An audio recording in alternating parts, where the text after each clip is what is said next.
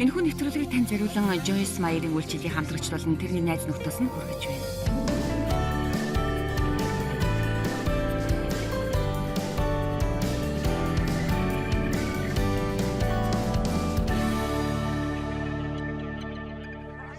Алдрын найдвар болох Христ бидний дотор байна. Үхлээс дахин амьсан Христийн хүч чадал бидний дотор оршиж, бидний үхлийн махан биеийг мань сэргээж байна.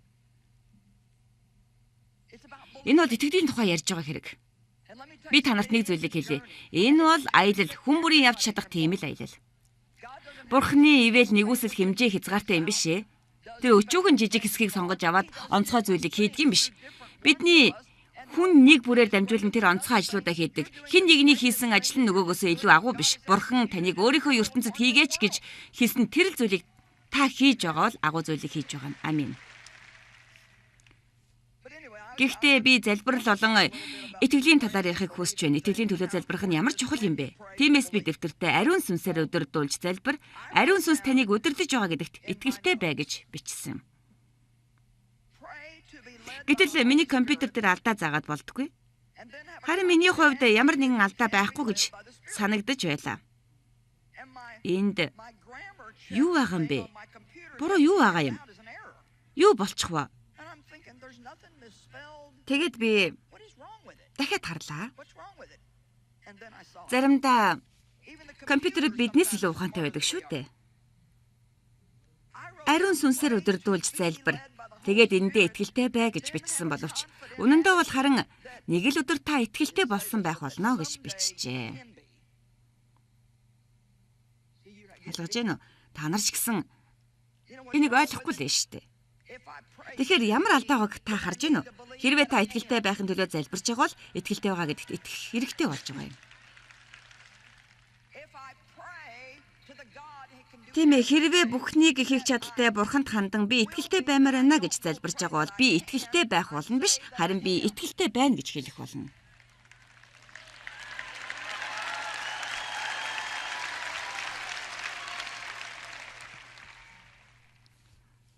Бурхан минь надад өөрчлөлт хэрэгтэй байна. Ингэж залбирсныхаа дараа харин та би өдөр бүр Бурханы алдрын төлөө тэрний дүр төрхийн дагуу өөрчлөгдөж байна гэж хэлэх хэрэгтэй шүү. Нэг л өдөр энэ зүйл болно гэж би итгэдэг. Итгэл бол найддаг зүйлсийн баталгаа. Одоо цаг. Итгэл бол ямагт одоо байдаг. Итгэл найдвар гэдэг бол өчигдөр биш, маргааш биш, яг одоо юм. Тэгэхээр та нарын зарим нь миний хэлж байгаа зүйлийг ойлгохгүй л байна л да. Тэгэхээр та итгэхгүй бол харин би хэрхэн итгэх юм бэ? Тийм биз дээ.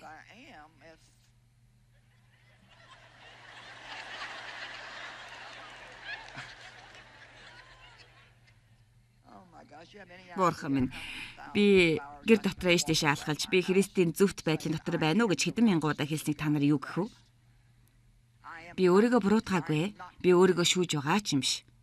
Бурхан надад хайртай. Миний бүхэл хэрэгцээ тэрний алдар болон баялагын дагуу хангагддаг. Миний хүүхдүүд бүгдээрээ аврагдсан. Тэд бүгдээрээ ариун сүнсээр дүүрэн хүмүүс. Тэд бүгдээрээ дахин төрсөн. Сүнсээр дүүрэн эрэгтэй, эмэгтэй хүмүүстэй гэрэлсэн. Би танарт нэг зүйл хэлэх юм. Энэ 7 хоногийн турш миний 4 хүүхдийн байсан. Миний хүргэн, миний охин, 11 ач зээд нар маань 17 хоногийн турш бидэнтэй байсан. Ямар гайхалтай гэж энэ ямар гайхалтай мэдрэмж болохыг та нар мэдэх үү? Тийм ээ, би миний ач зээ нар бэрхшээл бүтлгүүдэд орохгүй гэж би найдаж байна гэж өрөөнд дотроо би холхонгоо хэлээгүй учраас л юм. Тэгэхээр юугаач би яг л ач зээ нар дахин төрсэн ариун сүнсээр дүүрэн эрэгтэй эмэгтэй хүнтэй гэрлэж тэрний алдрын төлөө амьдрахын төлөө залбирдаг. Та эхлээд залбираад дараа нь хэлэх нь их чухал шүү. Итгэж эхэл. Айдас хүч дотор битгий амьдр. Миний ач зээ нараа хүнд хэцүү байдалд орох вэ гэж би айдаг юм. Миний хүүхдэд өөрчлөгдөх хэрэгтэй байгаа тэр зүйлийг та өөрчлөөч гэж залбирдаг. Тэгээд л нэг өдөр тэд өөрчлөгдөх болно гэж найддаг юм. Үгүй та энэ зүйлийг хийж бурхан минь та яг одоо энэ ажлаа хийнэ гэдэгт би итгэж байна. Би энийг харах эсвэл мэдрэх хэсэг нь хамаагүй. Харин та ажлаа хийж байгаа гэдэгт би итгэдэг. Би одоо та нарыг нэг өөр зүйл рүү хөтлөе. Гэхдээ бид нар харахгүй, мэдэхгүй байгаа зүйлдээ итгэх нь үнэхээр хэцүү байдаг шүү дээ. Тэгэхээр би та нартай нэг зүйлийн талаар энд ярихыг хүсэж байна. Энэ түүх та нартай сонирхолтой байх болно гэдэгт итгэж байна. Би нэг сонирхолтой зүйлийг олж харсан юм. Тэр бол Сатан энэ дэлхий дээр амьд мэнд оршиж байна гэсэн нэртэй ном байсан юм. 1970 оноос хойш би бурхантай ойр дотн алхаж байхдаа олж харсан хамгийн сонирхолтой ном байсан юм. Энэ 1972 онд бичигдсэн. Тэгэхээр би энэ номыг харах бүртээ чөтгөр амьд бодитоор оршин байдаг гэдэгт би итгэдэггүй мэддэггүй байсан юм. Тэр бол би чөтгөрийн талаар юу гэж боддог байснаа ч мэдэхгүй байна. Юу гэж улаан хувцастай, урт сүлтэй, зэлтэй үнэг бид рүү ирээд тэр өөрийгөө бусад үлгэрийн баатрын адил шарантай мэтэр бидэнд ойлгуулдаг. Гэхдээ би та нарт нэг зүйлийг хэлье. Муу ёрын сүнс бол амьд төдийгүй энэ дэлхий дээр сайн сайхан гэгч нь оршиж байна. Тиймээс та энэ талаар ярих дуртай байна уу, дургүй байна уу гэдгээс үл хамааран бидний талаар ярих хэрэгтэй болжээ. Яагаад гэвэл бидэнд дайсан байхгүй гэж сүм ойлгох тусам хүмүүс хизээч өөрсдөө тулааны талбарт байгаа гэдгээ бас хэрхэн тулдах ёстойгоо ухаарахгүй байна. Бид бол амьд бай. Амен. Таны эзлэх ёстой газар нутаг, хэлбэр, дүр төрх аль нь ч байлаа гэсэн энийг эзлэн авахын тулд тулаан хийх хэрэгтэй болдог. Бурхан дотор итгэлээрээ зурах юм бол энэ тулааны нэг хэсэг нь байдаг юм. Та юу мэдэрч юу харж байгаа нь хамаагүй итгэлээрээ зурах хэрэгтэй болдог. Та энийг авч чадах болно гэж би хэлхийг хүсэж байна. Заримдаа бид бурханд зүгээр л итгэхийн оронд итгэх гэж маш их цаг хугацааг зарцуулдаг юм шиг санагддаг. Ямар нэгэн зүйлийн төлөө бурханд итгэх нь буруу зүйл биш. Гэхдээ бид бурханд итгэх болно гэдэг шийдвэрийг гаргах хэрэгтэй гэж боддог юм. Тэгэхээр би энэ номнаас хэд хэдэн зүйлийг уншаад юу гэж бодсон гэж энэ бол үнэхээр хэрэгтэй зүйл байна шүү гэж бодсон учраас зарим зүйлийг би хамгийн сүүлийн өдрийнхөө номлол дээр нэмж оруулсан байгаа.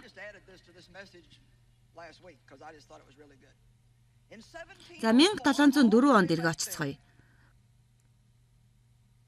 Прусия гэдэг нэгэн газар гэрээсээ ердөө 69 милээс илүү холдож үзээгүй Кант гэдэг нэгэн хүн байжээ. Тэр бол Германы философч байсан. Философч гэдэг нэр яагаад бидний анхаарлыг татдгийг би мэдэхгүй л дээ. Тэр бол философч хүн байсан. Тийм ээ, юу гэсэн үг вэ? Яг юу хийдэг гэсэн үг вэ? Би энийг ерөөсөө судална гэж би бодсон. Тийм ээ, философчд бол гүн гүнзгий асуултуудад хариулт өгч, онол болон үзэл баримтлуудыг дэвшүүлэн тавьдаг хүмүүс юм. Тэд бол сэтгэгчд. Тийм ээ, бид ч гэсэн бүгдээрээ философчд. Яагаад гэвэл бид бүгдээрээ аль хэдийн өөрсдийн альва юмсын талаарх онол үзэл баримтлалаа олчихсан хүмүүс шүү дээ. Бидний боддог альва зүйлийн талаар итгэж эхлэхэд бурхан хүн бүрт тусалдаг юм.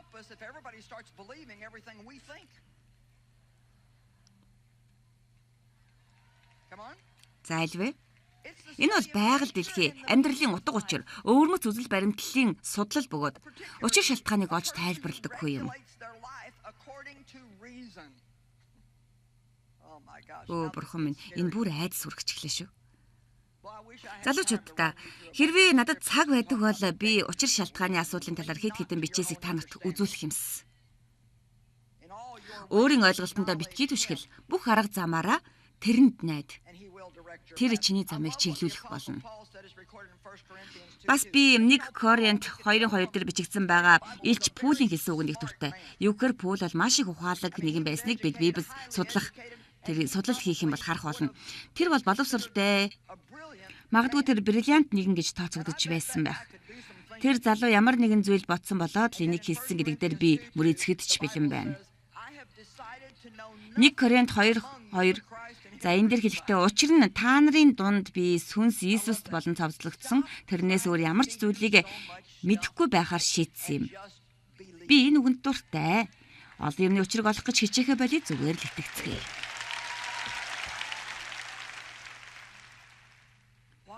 Яагаад энэ мундаг Христ итгэлт хүн нас бараад харин мунхаг гэмтэй нэгэн одоо хэрн амьд байгаа юм бэ? Та энэ зүйлийн утга учирыг хизээч болохгүй. Нэг хариулт бодож оллоо гэхэд магадгүй буруу юм шиг л санагдах байх. Миний мэдэхгүй байгаа энэ бүх асуултуудын талаар би нэг хариулт хэлье. Харин би бурхныг мэддэг юм аа. Энэ л миний мэдэх ёстой бүх зүйл юм.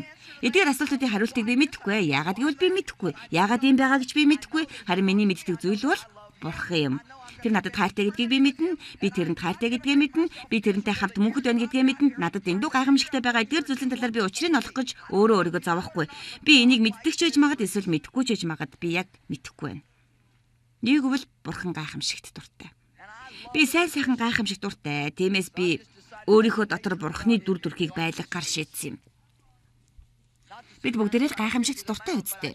Тэрний учрыг олох гээд бид зүгээр суудгүй үсттэй. Гэхдээ би тэгэхэр Joyce итгэл гэж яг юу юм бэ? Бид итгэлээ хүсэж байгаа зүйлээ хүсэж байгаа арга замаараа авахд ашиглаж чаддгүй. Тэгэд бид хэрвээ авч чадахгүй бол эргэлзэж эхэлдэг.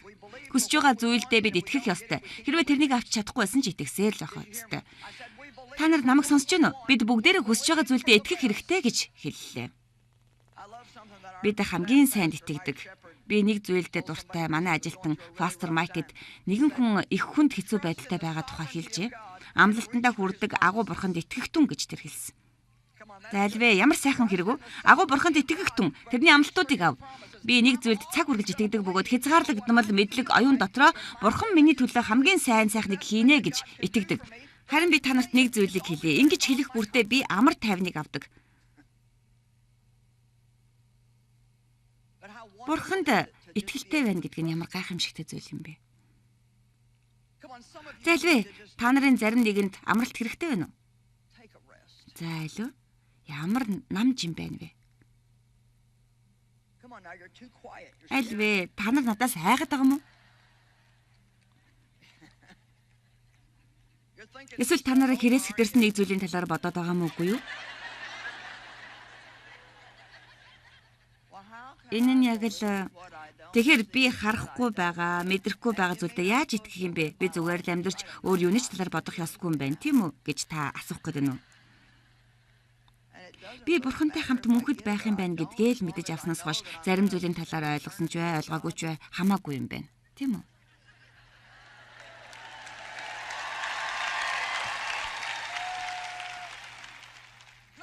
Би танарт нэг зүйл хэлье. Хэрвээ та нар чөтгөрийг стресс дүүлж муудахыг хүсэж байгаа бол энэ аргыг хэрэглээрэй. Тэр нь тандан чамд би хамгийн сайн цохилт өгье. Чиний хийж байгаа зүйлийг би цаашид анхаарахгүй. Би сүүлчийнхээ амьсгал авах хүртэл бурханд итгэх болно. Тэгээд би мөнхийн улсад тэрнтэй хамт байх болно гэж хэлээрэй.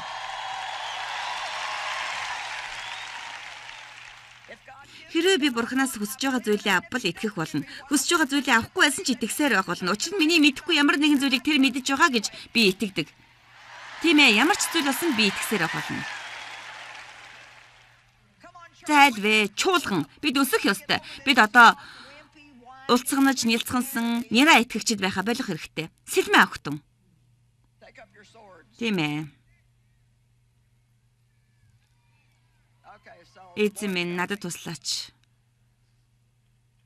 Надад 15 минут болоод 4 цагийн номлоо дуусгах гэж байна. Тэгэхээр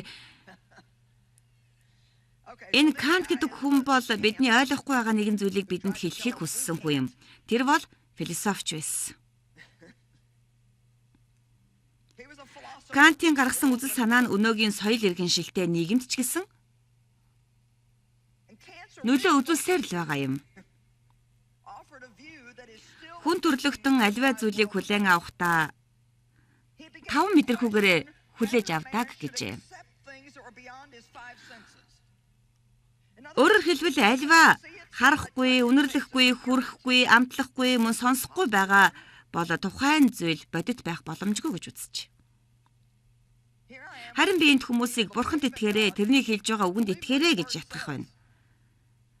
Та харахгүй ч байсан, сонсохгүй ч байсан, үнэртэхгүй ч байсан, хүрэхгүй ч байсан хамаагүй. Та тэрэнд итгээрэй. Тэгтэл Кант над руу ирээд тэгэхээр хэрвээ та 5 мэдрэхүүгээр л холбогдож чадахгүй бол эн чинь бодит байх боломжгүй шүү дээ гэж хэлнэ. Туйлын юм гэж байдгүй гэдэгт учир шалтгаан ба үр дагавар гэж байдгүй гэж тэр итгэдэг. Мэдрэмж мэдрэхүүгээсээ давсан зүйлийг хүлээн авч чадах хүн хинч байхгүй гэж тэр итгэдэг бөгөөд жинхэнэ эрх чөлөө бол хүн оршин байгаа ёс зүйн гормоо дагах юм гэж тэр итгэдэг. Өөрөөр хэлбэл тэр юу таны хувьд зөв санагдсан тэр зүйлээ л хийх нь эрх чөлөө гэж үздэг юм. Энэ бол тэдний ярьж байгаа анхны хүн бөгөөд харин миний хувьд бол тэрнээс өмнө тэрнтэй адил хинч байгаагүй гэж би хэлнэ. Харин энэ залуугийн хувьд гэрээсээ 69 милээс илүү холдож үзээгүй нэгэн бөгөөд тэрний энэ онолд түгж дэлгэрч өнөөдөр олон хүмүүс энэ онолыг ашиглаж эхэлсэн байна. Тэгэхээр энэ бол чөтгөр ямар залтайг харуулж байна. Энэтэй зэрэгцээд бас өөр нэг хүн бас нэг бөмбөг тээгээд гарч ирсэн. Тэрнийг Гигл гэдэг. Тэр 1800 онд амьдарч байсан. Тэр Кантын санааг авч цаашаа дамжуулсан төдийгүй харгас хэрцгийлийн өвийг үлдээсэн энэ 100-д ч хүртэл үргэлжилсээр байгаа юм. Тэр Германы философийн дарангуулагч гэж нэрлэдэг бөгөөд тэрээр альва баримт санаа таамаглал нь өөр нэг санаа баримт таамаглалын эсрэг гарч ирдэг бөгөөд шин санаа синтезийг бий болгож байдаг гэдэгт итгэдэг. Синтез гэдэг бол альва зүйлийг нэгдүүлж шин зүйлс бий болгохыг хэлж байгаа юм. Би та нарт нэг зүйлийг хэлэх үү. Энэ үг хиймд их хэрэглэгддэг бөгөөд харин Бурхны үгийн хувьд тийм ч оновчтой зүйл биш юм. Би та нарт жишээгээр тайлбарлая. Энэхүү онлоор бол иймэрхүү сэтгэлгээ үүсэж болох юм. Хэдийгээр Бурхны үг байлаач хэрвээ би гиглэн үзэл баримталтай хүн бол ингэж хэлж болох юм. Хэдийгээр Бурхны үгэнд завхаарч болохгүй гэж бичигдсэн боловч өнөөгийн нийгэмд завхаар л бол байж болох зүйл юм. Тэгэхээр энийг хүн бүрл хийж байгаа шин зуунд амьдарч байна шүү дээ гэж хэлэх болно. Та нар намайг сонссонгүй юу? Энэ бол өнөөдрийн нийгэмд бидний тэмцэж байгаа тэнэг зүйлсийн нэг шүү дээ. Тэгэхээр энэ зүйлийг би хэн нэгний уурыг хүргэж хэлж байгаа юм биш. Би ийм зүйлийг хүсээгүй. Харин юу гэж би Бурхны өмнө хариуцлага хүлээх учраас хүмүүс өөрсдийнхөө бие авч яваа байдлын талаар бодож энэ байдлаа зогсоох хүртэл би маш тодорхой номлох болно. Бид энэ дэлхийн хүмүүсээс ялгаагүй амьдарч байж зарим нэгэн философийн учир шалтгааныг нэмж зүгээр шүү дээ гэж хэлж байгаа бол бид хэрхэн өөрсдийгөө Христэд итгэгчд гэж дуудах юм бэ? Өнөөдөр хэр олон хүн гэрлэхээс өмнө хамт амьдарч байгааг та мэдэх үү? Энэ бол үнэхээр галзуурсан хэрэг.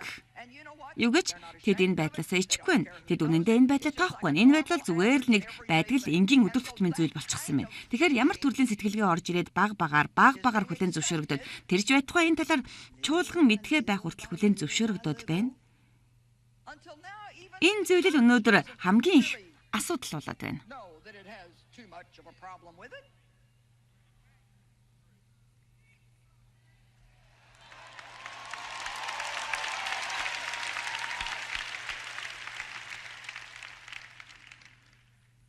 Юу гэж би өөрийнхөө бичсэн гашуун тэмдэглэлээ энд хүргээ зогсохыг хүсэхгүй байна. Харин бид нийгэмд байгаа асуудлыг зогсоох ёстой. Амин. Тэгэхээр энэ бол 21-р зуун гэдгийг та нар мэднэ.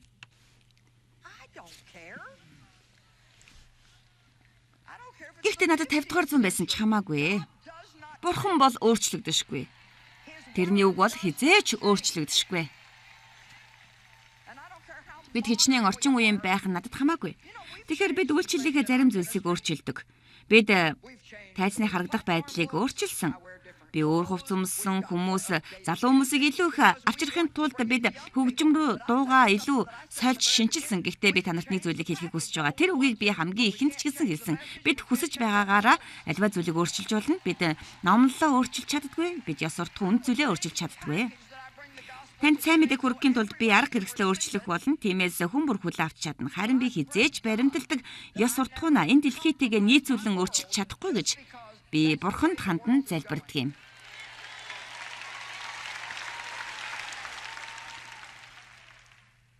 Тэгэхээр худал хуурмаг бол одоо ч худал хуурмаг хэвээрээ. Хулгаалсаар ёс суртахуунгүй байдал бол ёс суртахуунгүй л байна. Хэрвээ та түүх судалдаг бол боловсралтай байх тусмаа хүмүүс туйлын зүйлийг эсэргүүцдэг. Би бодож байгаа нэг зүйлээ та нарт хэлье. Энэ бол туйлын үнэн 100% үнэн шүү.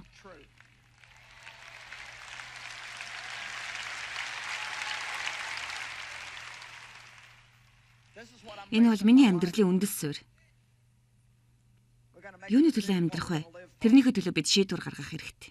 Би хувьдаа хэрвээ би 100 наслах юм бол би уг нь 93 наслана гэж ярьдаг байсан. Хит хүрхийг би мэдэхгүй л дээ. Ямар таач би сайн сайхан зүйлийг л мэдэрч төсөөлдөг. Тэгээд би шийдсэн. Үгүй би ерөөсөж төрийг уурлуулахын тулд 100 хүрэх хэрэгтэй юм байна. Хэрвээ би 100 нас хүрсэн ч гэсэн мөнхийн улстай харьцуулах ямар ч зүйл байхгүй. Мөнхийн улстай харьцуулах зүйл үнэндээ байхгүй юу ч байхгүй шүү дээ. Юу гэж би энэ бүхнийг унших цаг надад байхгүй л дээ. Харин энэ их сонирхолтой нэг зүйл байгаа юм. Киркегард гэдэг нэг залуу бас гарч ирсэн бөгөөд нэг сонин үзэл баримтлалыг бас гаргаж ирсэн байна. Мөн Маркс тэр үед гарч ирсэн. Бас тэр үед Дарвины онол гарч ирсэн. За ингээд 19-р зуун дээр лээ. Дарвин өөрийнхөө гаргаж ирсэн үзэл баримтлалаа танилцуулсан бөгөөд энэ үзэл баримтлалыг одоо хэрэн Дарвины эволюцийн онол гэж нэрлэдэг. Энэ бол зүгээр л нэг ухаалаг залуугийн бодож олж этикээр шийдсэн зүйл. Дарвины онолоор бол Бүхэл амьд биет нь хүнч гэсэн хөгжлийн доод хэлбэрээс дээд хэлбэрийг үүсэж бий болсон юм а гэж үздэг юм. Тэгэхээр энэ онолоор бол би хизээ нэгэн цагт ургамал байсан байх. Би мэдэхгүй л дээ, магадгүй би эхлээд кактус байсан байх. Тэгээд дараа нэг өдөр сайхан цэцэг дэлгэрээд эхэлсэн байх. Магадгүй хизээ нэгэн цагт би мод байсан байх. Тэгээд дараа нь жимсний мод болсон байхаа. Дараа нь шавж болсон байх. Тэгээд бүр дараа нь том шавж болоод тэгээд хүн дүрст бич болохын тулд урт цаг хугацааг туулсан байх. Тэгээд эцсийн эцэст би шүү дээ. Хүн болж. Энэ байдлаас одоо юу болох юм бол доо сайн мэдгүй л юм. Гэхдээ тэгэхээр үнэхээр ийм зам туулсан гэж юу? Бид иймэрхүү тэнийг арга замаар бий болсон гэж юу гэх гээд байна л та.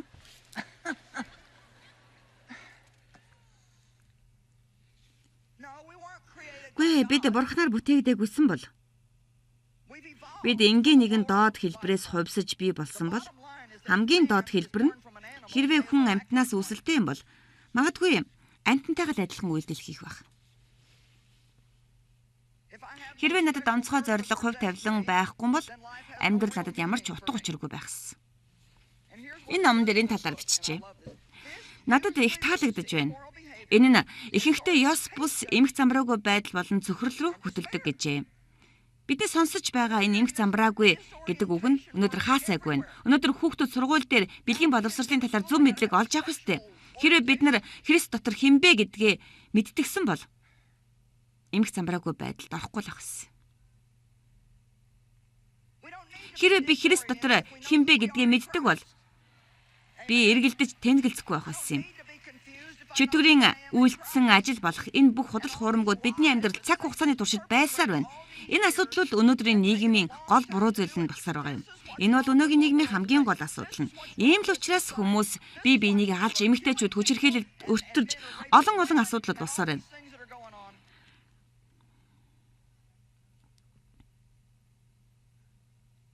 За тэгэхээр цааш нь бүгдээрээ Фредийг авч үзье. Бурхан минь гэж. Тэр бол психоанализыг үндэслэгч. Дашрамт хэлэхэд би та нарт нэг зүйлийг хэлэх хэрэгтэй. Энэ бүх яриад байгаа хүмүүс бүгдээрээ шашингүй үзэлтнүүд юм шүү. Бүгдээрээ л шашингүй үзэлтнүүд байсан. Фред бас шашингүй үзэлтэн байсан бөгөөд тэрээ сэтгцэн эмгэгтэй хүмүүст зориулсан эмчилгээний аргыг дэвшүүлэн тавьсан юм. Тэр өнөөгийн бидний амьдарч байгаа энэ бүхнийг зөвшөөрдөг эрхчлөөт нийгэмд суйрлан өөрийнхөө санааг дэвшүүлсэн юм. Тэрний онолыг энд харцгаая. Хүн төрлөختөн голдуу тааламжт байдлаар өдөөгддөг гэж үздэг. Тэгэхээр би бол энэтэй санал нэгдэхгүй байна. Бурханаас бидэнд бусад бүхий л бидний хүсдэг зүйл бол сайхан мэдрэмж, бүхий л зүйл бэлгийн харилцааны таашаал мэдрэмжээр эхэлж энүүгээр төгсдөг гэж тэр итгэдэг байсан. Би энэ зүйлийг юусоо ойлгодгүй. Хүн бэлгийн дур хүсэлтэд өөрийн мэдлэг хөтлөгдөж тэрнийг хангахад энэ нийгэмд хавчигдж байна гэж. Өөрөөр хэлбэл энэ нийгэмд төрөл бүрийн заавар зөвлөгөө дүрм журам байна. Гэтэл энэ залуу зөвхөн эмэгтэйчүүд ч юм уу эсвэл юунд ч анхаарахгүй. Учир нь энэ залуугийн юу хүснээ хийхийг энэ нийгэм зөвшөөрөхгүй байгаа учраас зөвхөн бэлгийн харилцаанд л анхаарлаа хандуулж хөөрхий хавчигдаж хилмигдсэн залуу сэтгцэн эмгэг тусч психоанализын эмчилгээ хийлгэх хэрэгтэй болж тээ. За альва Крис, чи надаас илүү ухаантай шүү дээ. Энэ үнэн биш үсттэй. Би танарт үннийг гэлээ. Энэ бол бид нар яагаад ингэтлээс хамарчихсан болоо гэж гайхдаг шүү дээ.